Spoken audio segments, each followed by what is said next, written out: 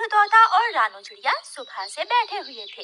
तोते भैया अब चलें, ये किसान तो घर जाएगा नहीं और ना ही हम किसान की मकई खा सकते हैं।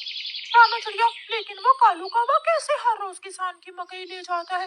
वो कल भी मेरे सामने किसान की मकई खा रहा था। मैंने पूछा तो कहने लगा ये किसान के खेत से लाया हूँ। वो एक नंबर का चोर है, किसी न किसी तरह वो मकई चोरी करके ले जाता होगा। किसान खेत में काम कर रहा था और चिड़िया और तोता बिना मकई खाए ही जंगल वापस चले जाते हैं। हाँ भी तोते और चिड़िया, बताओ क्या आज तुमने किसान के खेत से मकई खाई है? ना, हम तो सुबह से दोपहर तक पेड़ पर बैठे रहे, लेकिन वो किसान है कि घर गया ही नहीं और हम थक हार कर बिना मकई खाए ही जंगल लौट आए। मैं तो जा रहा हूँ, पेट भर मकई खाऊंगा भी और अपने साथ भी लेकर आऊंगा। कालू कौवा इंसानों की बस्ती की तरफ जाता है। कालू कौवा किसान के खेत में जाकर किसान से कहता है, किसान, तुम्हें तुम्हारी पत्नी घर बुला रही है, तुम्हारे घर में मेहमान आए हैं। अच्छा, तो मैं जल्दी से घर जाता हूँ। कौवे, शुक्रिया जो तुमने मुझे बता दिया। किसान अपने घर चला जाता है और कौवा मजे मजे से किसान के खेत से मकई खाने लगता है। नहीं, मैंने तो आपको नहीं बुलाया। क्या मेहमान नहीं आए थे? तो फिर उस काले कौवे ने मुझसे झूठ क्यों बोला? कौवा झूठा है, मैंने तो उसे नहीं भेजा।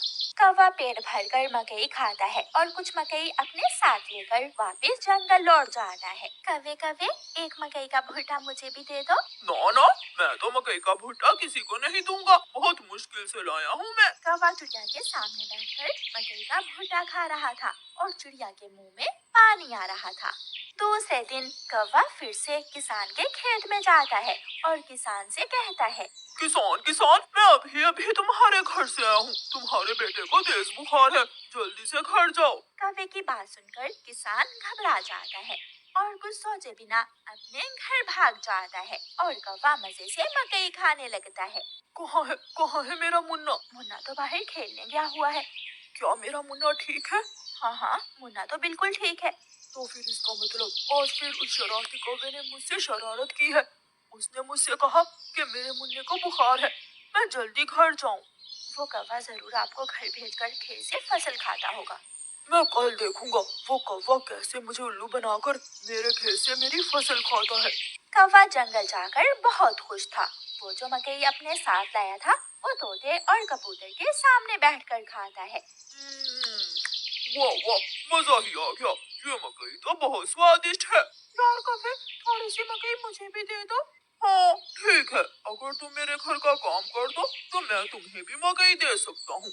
मैं भी करूँगा, मैं भी कभी आपके घर का सारा काम करूँगा, मुझे भी मकई दे देना। ठीक है, तो फिर जल्दी से मेरे साथ आ जाओ।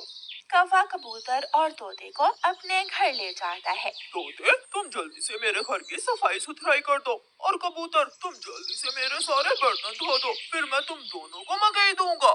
फिर कबूतर अपने काम में लग जाता है और तोता कौवे के घर की सफाई सुथराई करने लगता है। दोनों अपना अपना काम खत्म कर देते हैं। कौवे, मैंने काम कर दिया है, अब मुझे मकई दे दो। मैंने भी काम कर लिया है, मुझे भी मकई दो। कौन सी मकई? चलो भाग जाओ यहाँ से तुम दोनों, मैं तुम्हें कुछ नहीं देने वाला। तुम धोखेबाज हो, तुमने धोखे से हमसे अपना काम करवाया और अब हमें भूखे ही भेज रहे हो। कबूतर और तोता वहाँ से चले जाते हैं। कौवा हर रोज की तरह अगले दिन भी किसान को पागल बनाने के लिए किसान के खेत में चला जाता है। कौवा किसान के पास जाता है और किसान से कहता है, किसान, मैं अभी देख कर आया हूँ, तुम्हारी गाय जंगल की तरफ जा रही है, शायद उसकी रस्सी टूट गई होगी। मेरी गाय को तो शेर खा जाएगा। कौवे, मैं जल्दी से जाकर अपनी गाय को बचाता हूँ। किसान वहाँ से जाता है, लेकिन आज किसान थोड़ी दूर जाकर पेड़ के पीछे छुप जाता है। कौवा किसान के खेत में जाकर मकई खाने लगता है। तो ये कौवे का बच्चा इसलिए मुझे हर रोज किसी न किसी तरह खेत से भेज देता है। जब तक मेरे पास बड़ा दिमाग है, मुझे किसान की फसल खाने से कोई नहीं रोक सकता। किसान के पास बंदूक थी। किसान बंदूक चलाता है और गोली सीधी जाकर कौवे की टांग पर लगती है।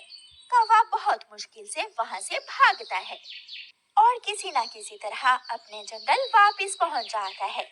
वो अपने घर के बाहर आकर गिर जाता है। हाय, मर गया।